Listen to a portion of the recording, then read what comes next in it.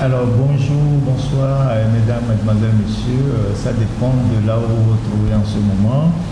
Nous vous souhaitons la bienvenue dans l'autre journal en son numéro 78.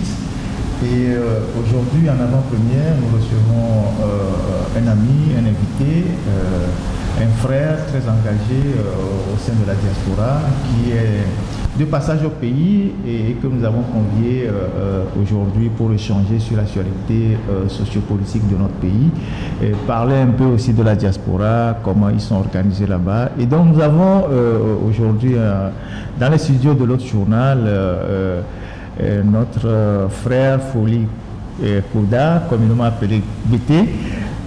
Aujourd'hui, on a fait un peu un changement de rôle. Je vais animer cette première partie avec Isidore qui va nous accompagner pour lui poser quelques questions. Alors, Foli, bonne arrivée. Bonjour, merci. Bonjour, comment vous allez? Ça va. Et le séjour? Oh, ça se passe très bien. Alors, je rappelle que notre frère de passage à Lomé, parce qu'il a perdu son père, c'est des événements assez douloureux. J'espère que, d'abord mes condoléances, et j'espère que les choses se sont bien passées. Merci beaucoup. Ouais, les cérémonies se sont très bien déroulées.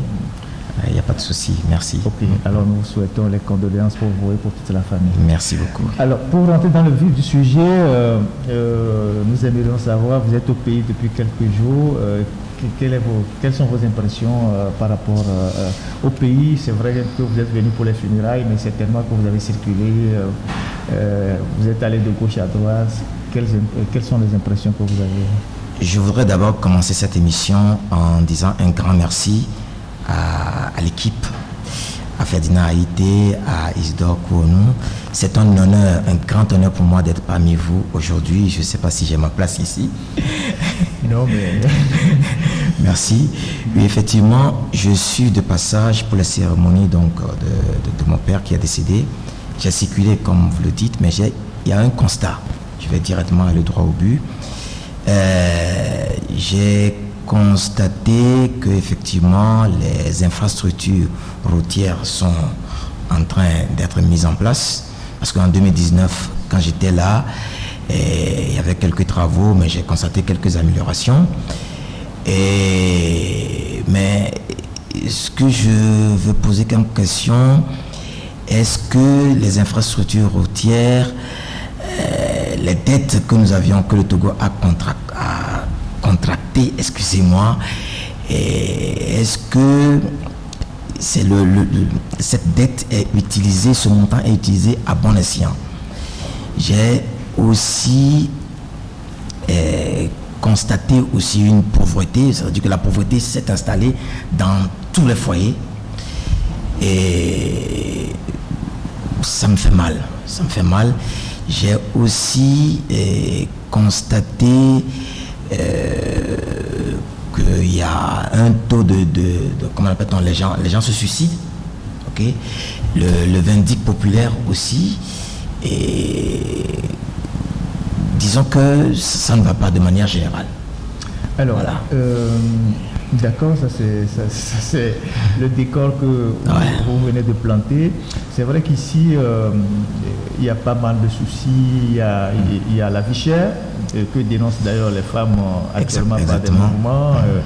En plus, il y a les taxes. Il y a énormément de taxes ces derniers temps qu'on a mis sur plusieurs produits, les taxes sur les péages, les véhicules à moteur, un certain nombre de produits et de marchandises. Et donc la situation plus ou moins est difficile, mais bon, vous qui avez un côté formation économique de la chose, est-ce que depuis l'extérieur vous avez des données, vous savez comment les choses se font aujourd'hui sur le plan économique et pour que cela ait ses répercussions sur les populations? Alors moi je sais tout simplement que le PIB du Togo est donc à peu près égal à 6,4 milliards de dollars et que la prévision pour le PIB nominal, c'est-à-dire que quand on parle du PIB nominal, ça veut dire tout simplement que ce n'est pas le PIB déflaté, c'est-à-dire que l'inflation, on n'a pas donc enlevé l'inflation. Donc le PIB nominal en 2021 est égal à 4 milliards 580,4 milliards de francs CFA. Je sais aussi que le taux de croissance est égal à 4,1% et que le ratio dette sur PIB est égal à 60%. Donc, je me dis que le pays s'endette. Mais nous avons un taux de croissance de 4,5%. Je sais que dans les pays développés, en France par exemple, quand on a 1,5%, on jubile, c'est la fête. Parce qu'avec 1,5%, on crée des emplois. Mais ici, on ne ressent pas... Ici, on a 4,1%, mais c'est à quelque sorte le TCAM, le taux de croissance annuel moyenne pendant les 30 glorieuses. Et on sait ce qu'on a fait avec ce taux de croissance de 4,5%, 5% pendant les 30 glorieuses. Mais au Togo, on a 4,1%. Donc ça veut dire quoi? Ça veut dire tout simplement que une grande partie de la richesse créée dans ce pays est détournée.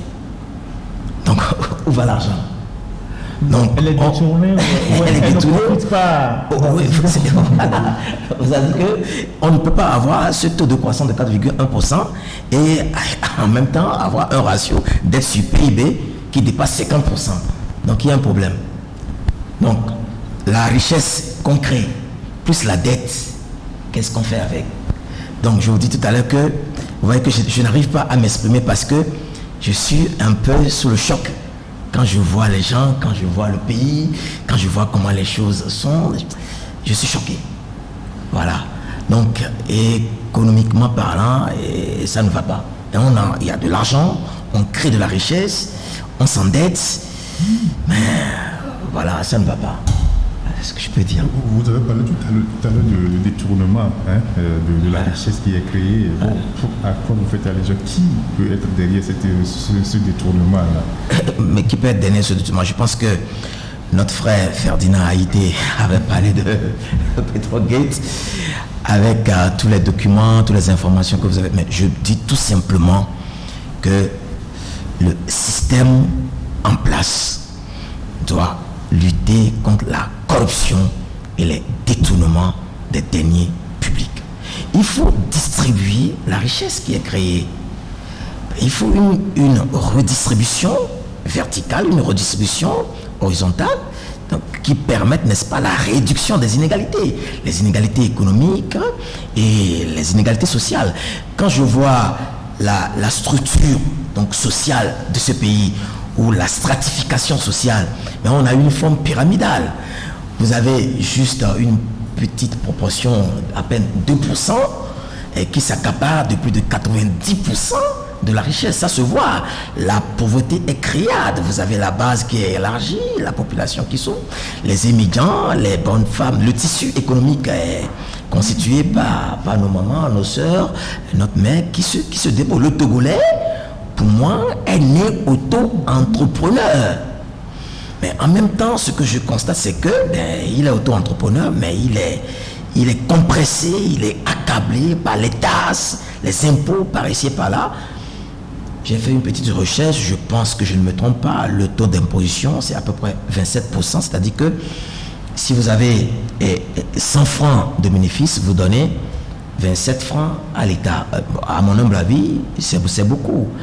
Donc, je pense qu'il faut accompagner les petits entrepreneurs parce que notre tissu économique est constitué par, effectivement, nos mères, nos soeurs et les petits entrepreneurs. J'ai constaté aussi qu'au niveau des immigrants, il y a plus d'immigrants que ceux qui prennent les motos. Mais est-ce que les immigrants, c'est une fonction? Non, les immigrants ne peuvent pas être une fonction. Et c'est une situation qui est vraiment triste pour notre pays. Oui, voilà un tableau que vous venez de présenter, un tableau vraiment sombre, triste. Mais nous pensons que c'est pourquoi, moi je vais le poser cette question-là, le gouvernement aujourd'hui fait appel à vous, Togolais de la diaspora, pour venir investir au Togo. Mais il y a une réticence par rapport à cela. Il y a réticence parce que tout simplement, lorsque la diaspora arrive au pays, la diaspora est confrontée à une situation de corruption. Je le dis clairement, la corruption est installée donc de partout. Même déjà à l'aéroport, vous voyez ce qui se passe. Moi, j'étais dans la queue, je donne un exemple, j'étais dans la queue. Il y a un monsieur qui était devant moi. Il doit payer le visa pour lui et pour sa femme. Le visa, normalement, pour un mois, c'est 10 000 francs CFA. 10 000 francs CFA, ça fait 15 euros. Mais l'agent qui est devant lui dit, mais nous prenons 20 euros. Mais le monsieur répond en disant, mais non, 10 000 francs CFA, ça fait 15 euros. Il dit que eux, ils prennent 20 euros. Donc le monsieur dit, ok, d'accord, j'ai les billets de 10 000 francs CFA. Il sort 20 000, 10 000, 10 000, ça fait 20 000 francs CFA. Après, il répond en disant, ah, et pour nous-mêmes, il faut ajouter quelque chose. Ah, mais non, les autorités fixent 10 000 francs CFA, qui fait 15 euros. Vous demandez 20 euros. Pourquoi? Il n'y a pas de raison. Et les 5 euros, faites quoi avec? Vous travaillez, on vous paye, contentez-vous de votre salaire. Si vous rendez un service et qu'on est content, on veut donner quelque chose, on donne. Mais ne forcez pas. Vous comprenez? Donc déjà, à commencer par l'aéroport, ça frustre, ça pose problème. Donc quand vous revenez pour investir, vous amenez un projet,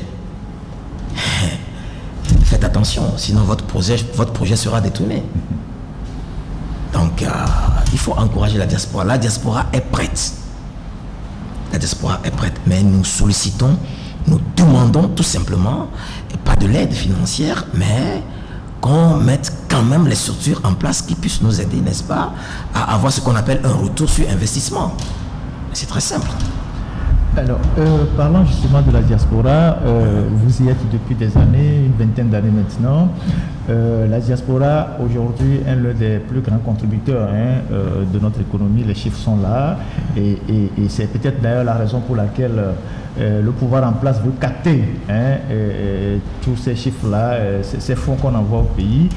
Et on a constaté que depuis des années, le pouvoir n'est pas encore disposé à accorder à la diaspora le droit de vote. Comment est-ce que vous comprenez ça? C'est antidémocratique. Parce que nous sommes des Togolais au niveau de la diaspora. Moi, je dirais tout simplement que c'est antidémocratique. Et parce que tout simplement, le Togo n'est pas démocratique. Il faut appeler un chat un chat. Est-ce que vous comprenez leur réticence? Est-ce que vous savez pourquoi? Leur réticence parce qu'ils savent... Bon, selon... Alors...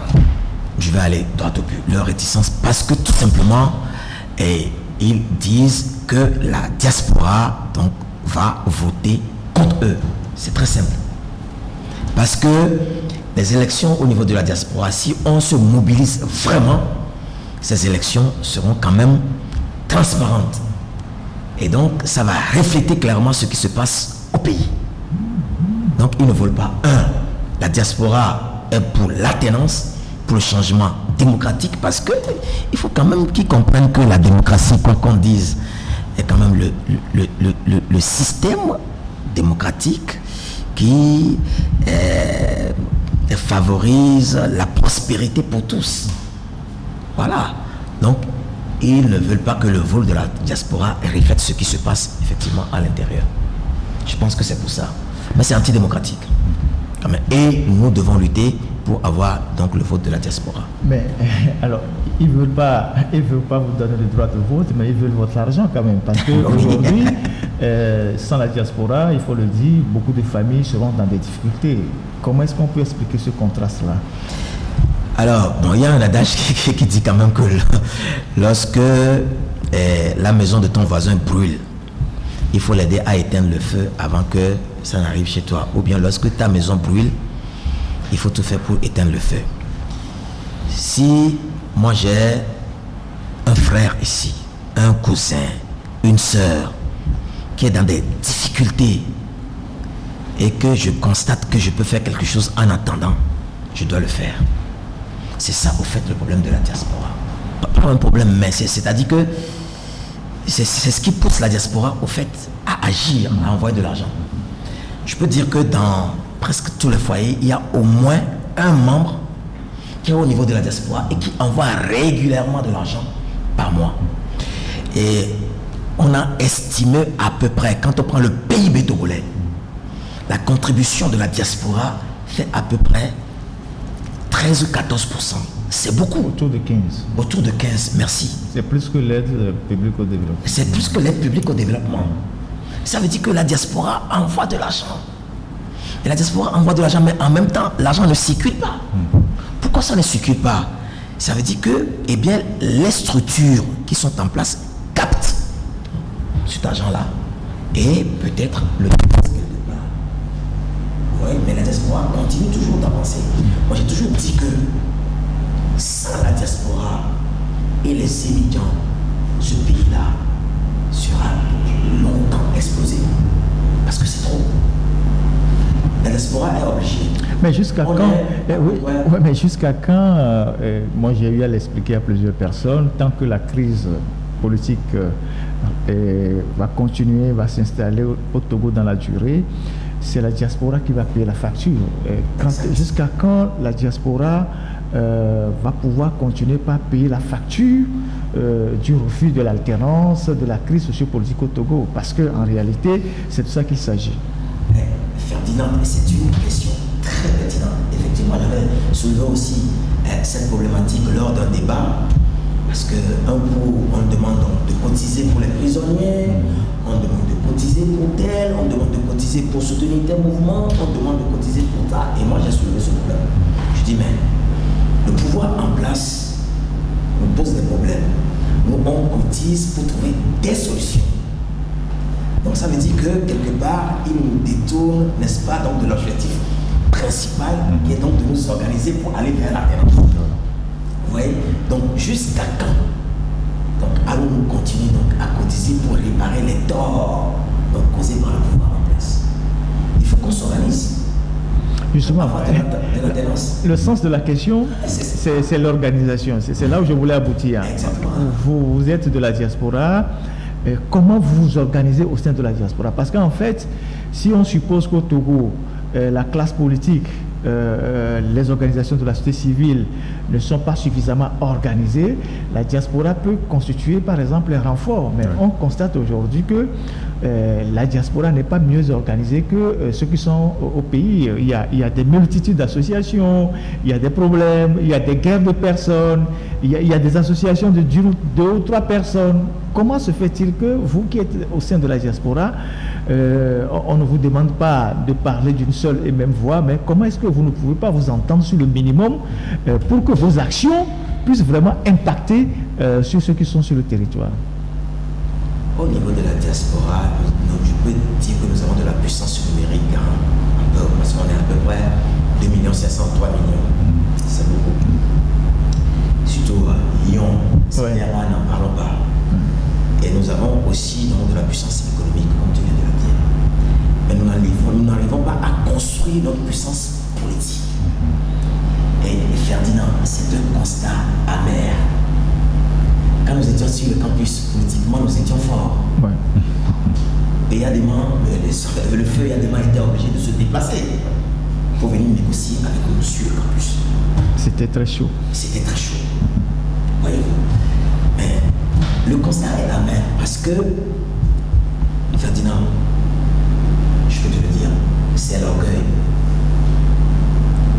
l'ego, toujours. Ok? Si ce n'est pas moi et si c'est mon frère, ça ne va pas marcher. Et la diaspora est divisée, que c'est un constat amer et que je ne vais pas quand même aborder la problématique de la diaspora sans quand même remercier quelques membres influents donc de la diaspora qui s'efforcent quand même pour qu'il y ait l'union.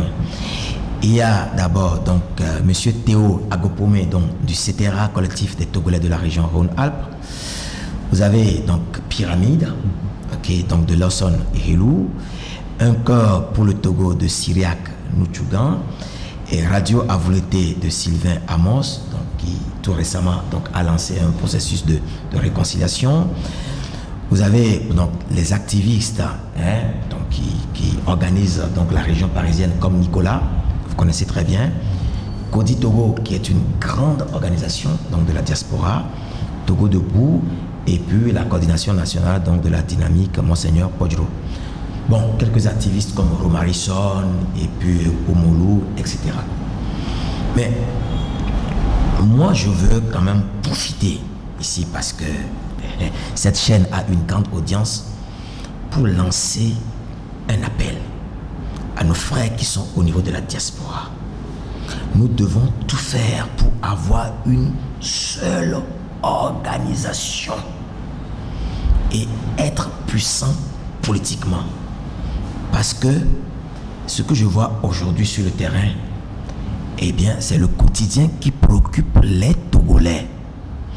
Le peuple togolais a tellement donné que la division interne ici sur le terrain les a fatigués, qu'ils ne savent plus quoi faire.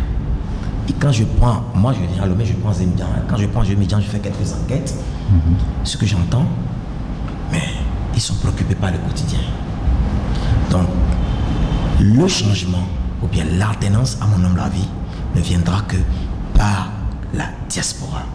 Donc, je voudrais donc supplier, demander à nos frères qui sont au niveau de la diaspora qu'il faut que nous fassions un effort pour être unis. Sinon, comme vient de le dire Ferdinand, la diaspora est divisée par l'ego. Ego, tout simplement. Autre chose. Merci beaucoup. Vous venez de dire tout à l'heure dans votre développement que le Togo, bien les Togolais sur le terrain ont tant donné dans cette lutte. Et ça dure depuis 90.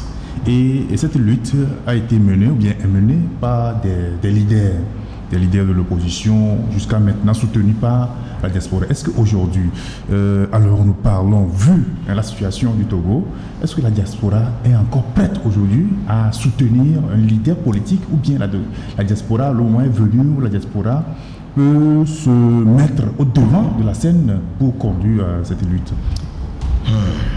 Frère Isidore, je vais te dire quelque chose. Ça vient profondément du fond de mon cœur. On n'est pas libre au niveau de la diaspora. Ce que je dis libre, c'est entre guillemets. On n'a pas l'esprit libre. On n'est pas à l'aise.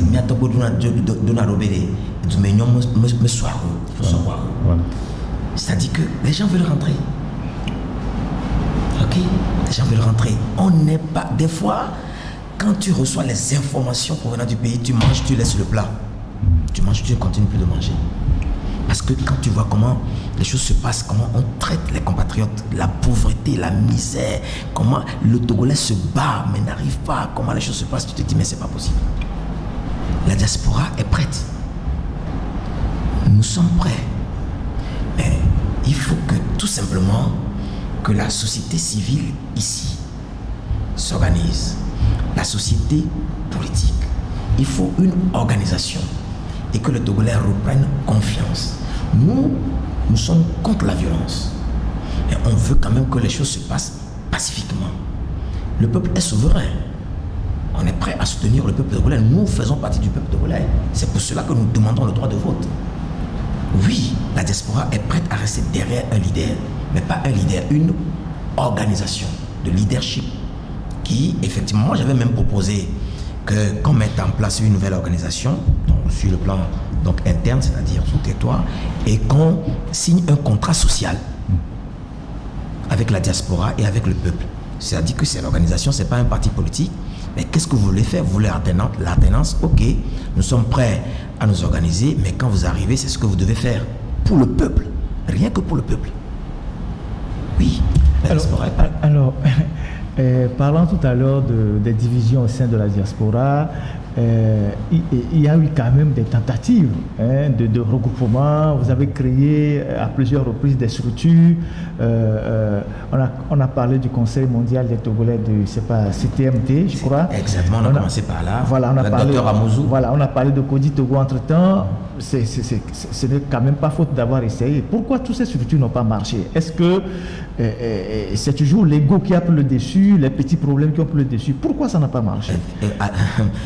Ferdinand, tu as donné la réponse. C'est toujours l'ego et puis les petits problèmes. Alors, Codi Togo, par exemple, est neutre. C'est une organisation. Codi Togo n'est affilié à aucun parti politique. Okay. CMDT, au début aussi, n'est affilié à aucun parti politique. Donc, Codi Togo, je peux dire que c'est la conversion donc, de CMDT. Nous, au niveau de Codi Togo, nous avons essayé, et même au niveau donc, de CTRA. Mais il faut dire qu'à côté de ça, il y a d'autres petites structures qui sont nées et qui sont affiliées à des partis politiques. Je ne donne pas les noms de ces partis politiques-là. Il y a même un leader qui a fait une déclaration et qui a dit, mais c'est quoi Kodi Togo? Mais écoutez, allez, détruisez-moi tout ça, vite fait. Ça nous a choqués. Je ne donne pas le nom parce que ça ne vaut pas la peine. Leader de l'opposition. Ouais, de l'opposition. Mais c'est quoi Kodi Togo? Allez, je ne veux plus entendre parler de ça. Il l'a dit. Vous voyez? Donc ça veut dire que pour lui, eh bien, la structure qui doit rester au niveau de la diaspora doit être, n'est-ce pas, une structure affiliée à son parti politique. Quelque part, il faut reconnaître que la concurrence entre les partis politiques, n'est-ce pas, détruit donc cette lutte. Nous avions, dès le début, confondu démocratie et multipartisme. Nous avions confondu démocratie et compétition politique. C'est pour cela que déjà, donc, dès le début des années 90, le professeur Dinevi disait démocratie d'abord, multipartisme après. Mais on n'a pas compris. Alors, comment on fait pour régler tout ça? Et c'est un constat amer. Les forces se neutralisent entre elles pendant que l'adversaire est là et est installé pour longtemps. Comment? Parce que tous ceux qui animent cette structure-là sont quand même des gens d'un certain niveau, des gens intelligents, des gens futés, des gens qui sont au contact de certaines réalités en Europe. Et donc, comment est-ce qu'on peut comprendre que, bon, on continue de végéter dans les querelles, dans les contradictions, et donc dans la neutralisation des forces qui devaient normalement se mettre ensemble pour combattre le régime? Comment on sort de ça? Comment peut-on sortir donc de cette situation? Ouais. Est-ce que moi seul j'ai la solution?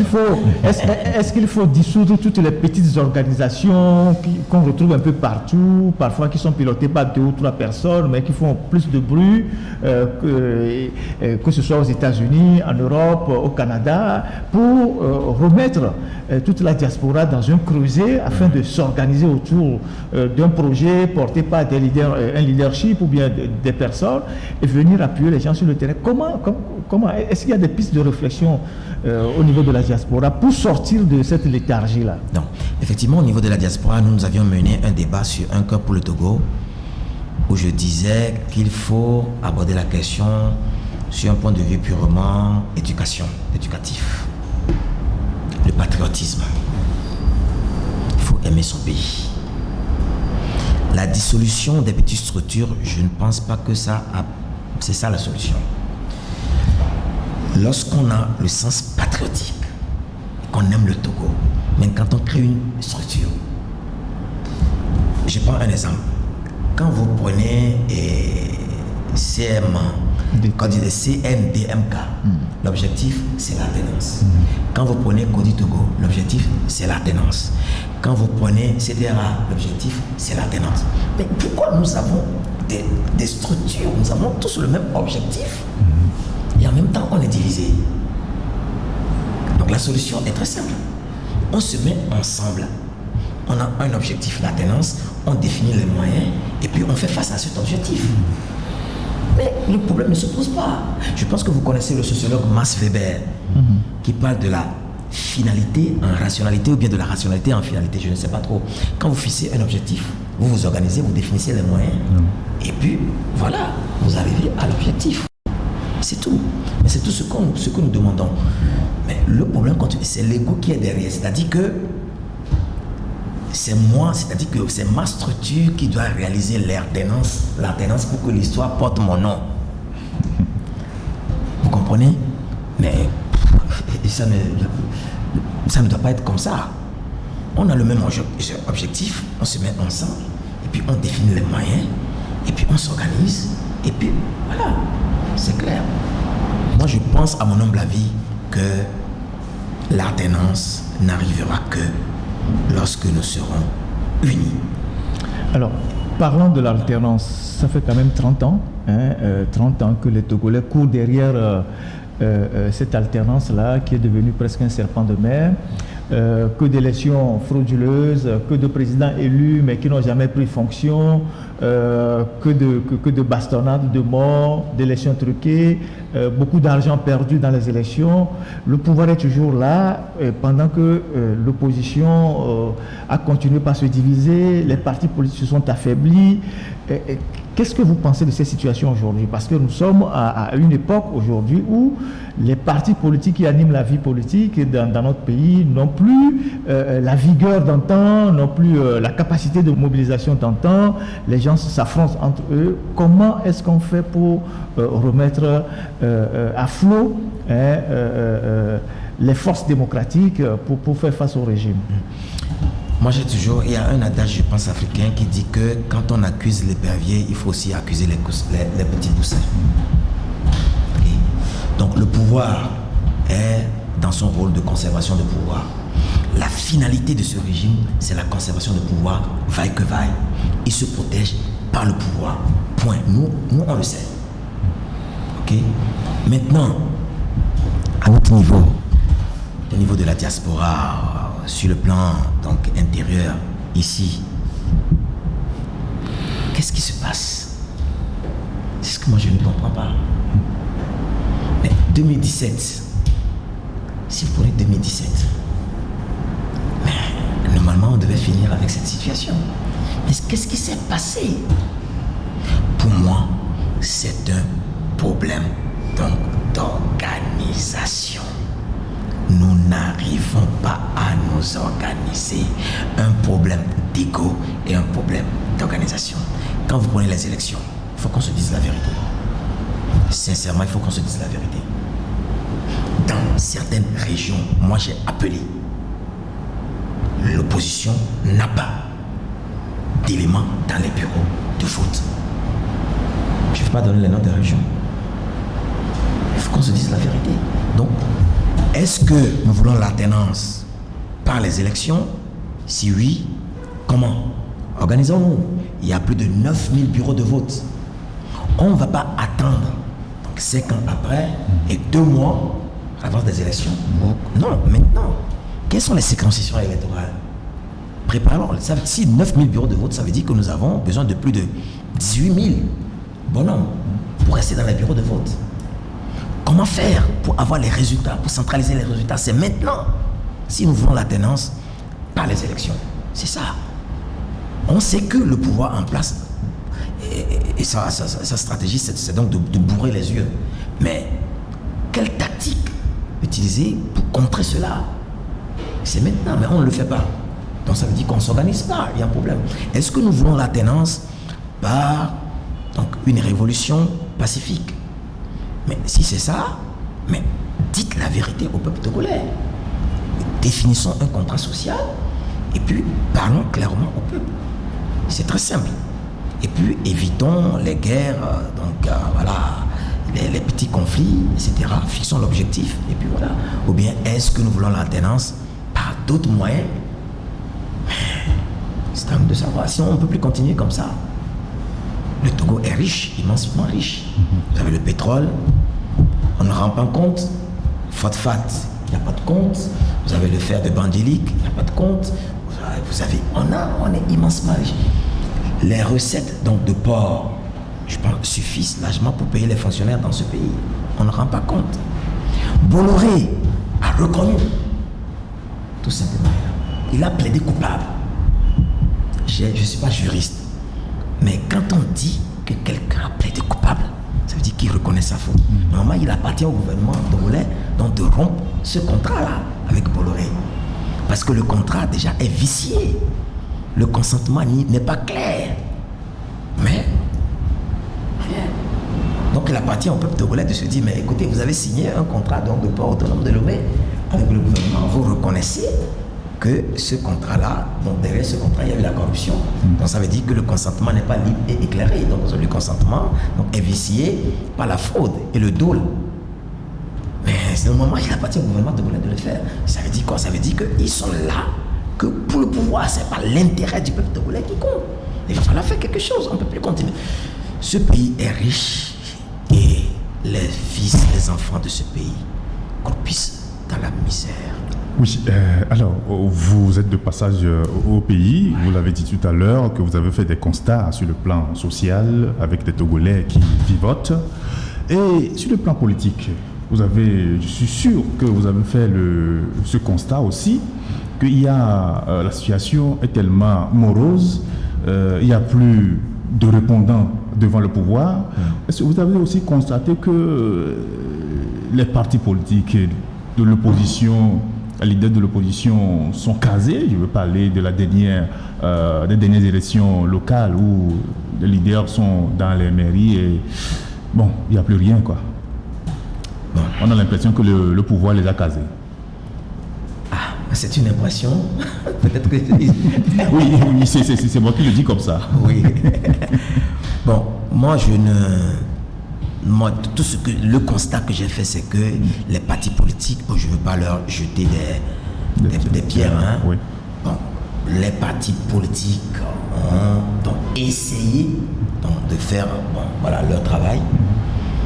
Mais nous disons tout simplement que c'est leur division qui est à l'origine de tout ça. Mais ils ont essayé quand même de faire ce qu'ils peuvent faire. Aujourd'hui, ils sont casés. Municipalité, élections municipales, élections machin. Bon, je ne sais pas ce que je dois dire. Mais c'est qu'il n'y a plus d'activité politique, d'opposition. C'est tout ce que je peux dire. Mais qu'est-ce qu'on doit faire pour relancer tout ça? Est-ce que les partis doivent continuer à fonctionner de la même manière? Parce que c'est de ça qu'il s'agit. C'est de ça qu'il s'agit.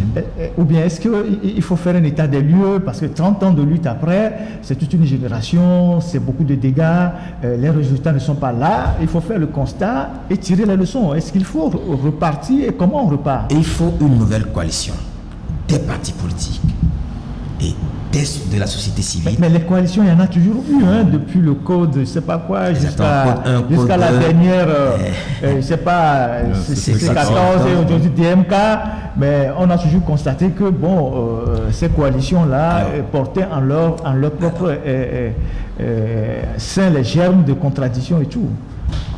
J'avais proposé sur une plateforme qu'il faut créer une nouvelle coalition avant que le mouvement populaire ne soit né. Les coalitions que vous venez de citer là, ils étaient nés après donc le mouvement populaire. Vous voyez ce que je voudrais dire? Donc il faut une coalition qui, doit définir en son sein des objectifs précis, définir un contrat social, dans un discours clair, dans un document clair, redonner donc de la confiance au peuple togolais avant de lancer le mouvement. Parce que lorsque, par exemple, le peuple se soulève et que comme c'est 14, et puis tout le monde vient de gauche à droite pour dire je fais partie de ces 14, ça ne marche pas. Parce que les gens viennent individuellement avec leurs calculs personnels. Donc moi j'avais proposé sur Pyramide qu'il est quand même important que pour une fois qu'on crée une coalition et que ce soit, n'est-ce pas, la coalition qui lance le mouvement et que les choses soient claires. À mon humble avis, ce n'est que comme cela, c'est une proposition que nous pouvons procéder. Parce que, quoi qu'on dise, quand il y a un mouvement, il faut quand même un porte-parole.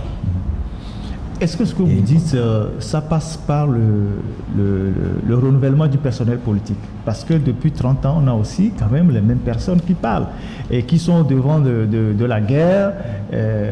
Est-ce qu'il faut aussi penser à cela? On ne dit pas qu'il faut balayer tout ça d'un revers de la main en disant, bon, écoutez, les leaders là, ils n'ont rien fait.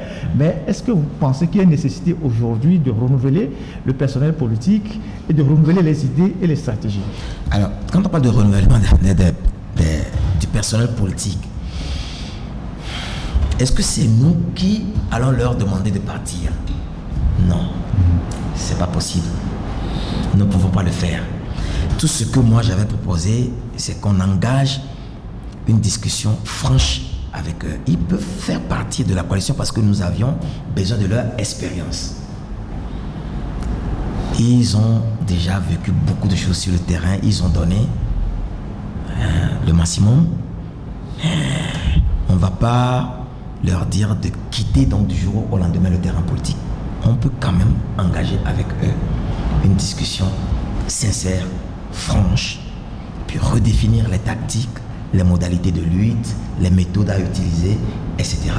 Former une coalition et puis relancer la lutte.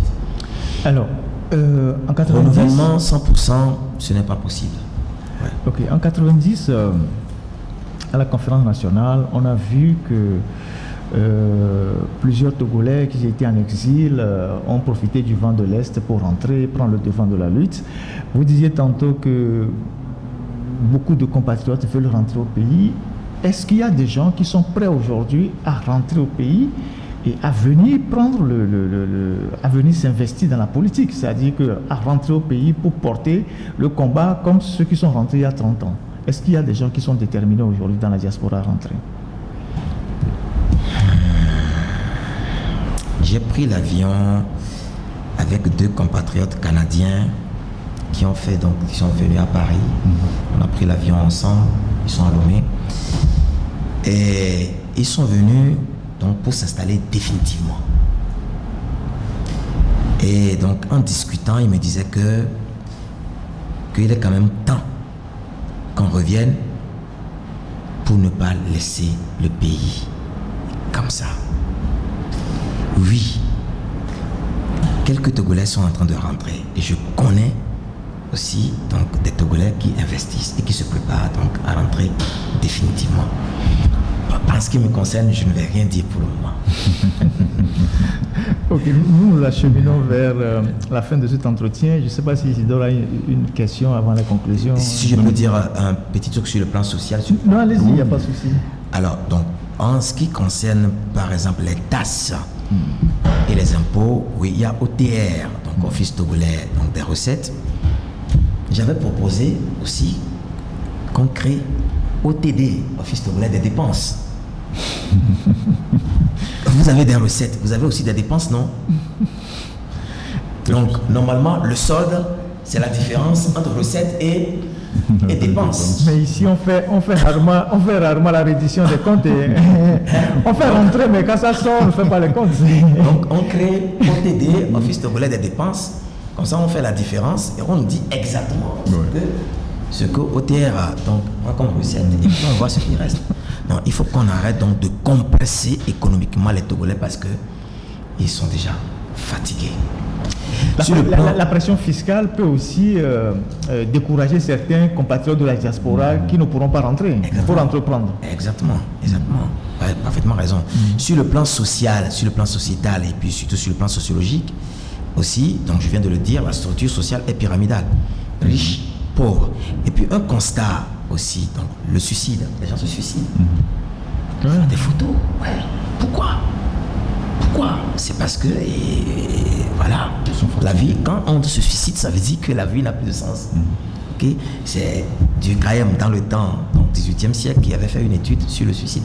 Donc je lance un appel aux scientifiques sociologues qui sont sur le campus de commencer à mener une étude scientifique pour voir pourquoi les Togolais se suicident aujourd'hui. Et puis il y a aussi ces vindictes populaires qui me font mal. Vous prenez quelqu'un qui vole un petit sac de maïs, bien, un petit truc, on le prend, vindicte populaire, un pneu, et puis on le brûle. Ah mais non, c'est pas bon. Je pense que les Togolais sont sur leur nerf. Et quand quelque chose comme ça se passe, ils vont déverser leur nervosité, par exemple, sur le petit voleur qui a faim. Je ne dis pas que le vol, c'est bon. Non. Le vol, d'ailleurs, c'est un délit en droit. Pénalement, c'est pénalement condamnable. Mais quelqu'un qui vole un petit truc, on le brûle, on enlève sa vie. Je pense qu'ils sont dans une situation de nervosité ou quand ils trouvent quelque chose comme ça, ils se déversent sur la personne. Il y a quelque chose qui se passe dans ce pays qu'il faut essayer de régler vite fait. Sinon, ça va exploser un jour. On ne trouvera même pas de moyens pour régler donc cette crise-là. Nous sommes au bout de cet entretien. Est-ce que vous avez un message à l'endroit de la diaspora dont vous faites partie, à l'endroit des partis politiques de l'opposition qui sont sur le terrain et puis à l'endroit du pouvoir? Moi, j'ai un message. Et en général, à l'endroit des Togolais. Ouais. Moi, j'ai un message à l'endroit du pouvoir.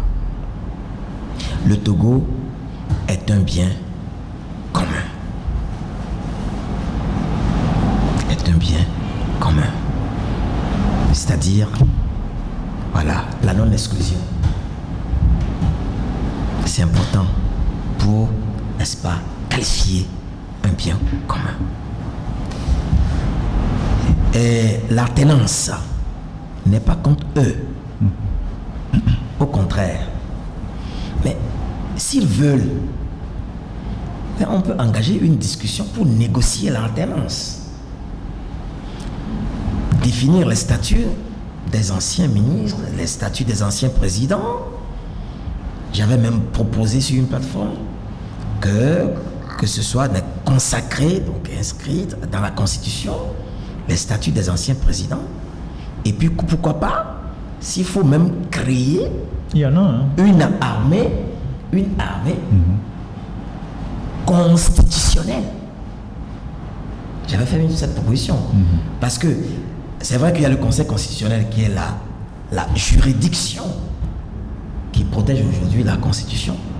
Mais s'ils ont peur que, voilà, avec le changement, la Constitution sera changée et qu'ils seront poursuivis, non, qu'on négocie et qu'on crée une armée constitutionnelle qui protège la Constitution, qui évite que, effectivement, qu'ils soient poursuivis.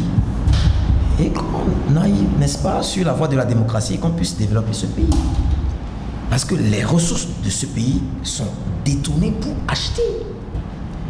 Ils savent qu'ils n'ont pas donc de la légitimité populaire interne. Donc ils font tout donc, pour acheter la légitimité donc, externe. Parce qu'un État, c'est quoi? Un État, c'est un territoire,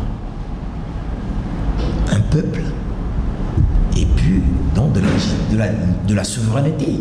Donc la souveraineté se décompose en deux, la souveraineté interne, qui est donc conférée par le peuple, et puis la souveraineté externe, qui demande tout simplement que cet État soit reconnu par les autres États. Mais comme ils n'ont pas la souveraineté interne, donc ils prennent les ressources de ce pays pour acheter les autres États. Il est temps, à mon humble avis, c'est un appel que je lance donc à ce pouvoir, qu'on négocie et qu'on arrête ça. Parce que quand ça va exploser, ça va faire mal. Okay. En ce qui concerne la diaspora, c'est l'union. En ce qui concerne les partis politiques, il faut qu'on s'organise pour créer, n'est-ce pas, quelque chose pour revendiquer les droits des Togolais. C'est tout.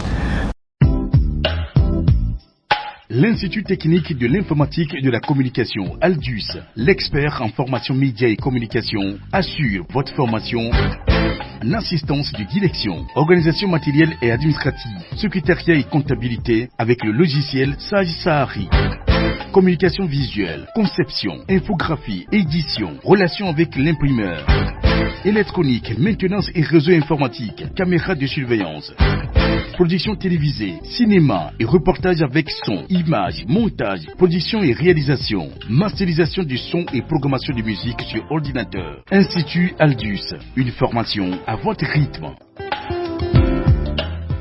Alors, une fois encore, merci d'être passé dans ce studio. Je rappelle que pour ce numéro 78, nous avons reçu en avant-première M. Fori Poda. Il vit à Lyon, c'est un compatriote très engagé. Nous avons fait les armes ensemble au campus universitaire, le CUB, les partis politiques, avant qu'eux ne décident de partir.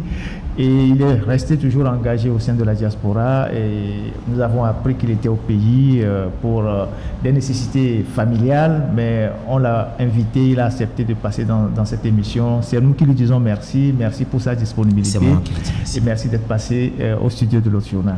Et bon retour à Lyon. Merci Ferdinand, merci. C'est moi qui vous remercie. À bientôt.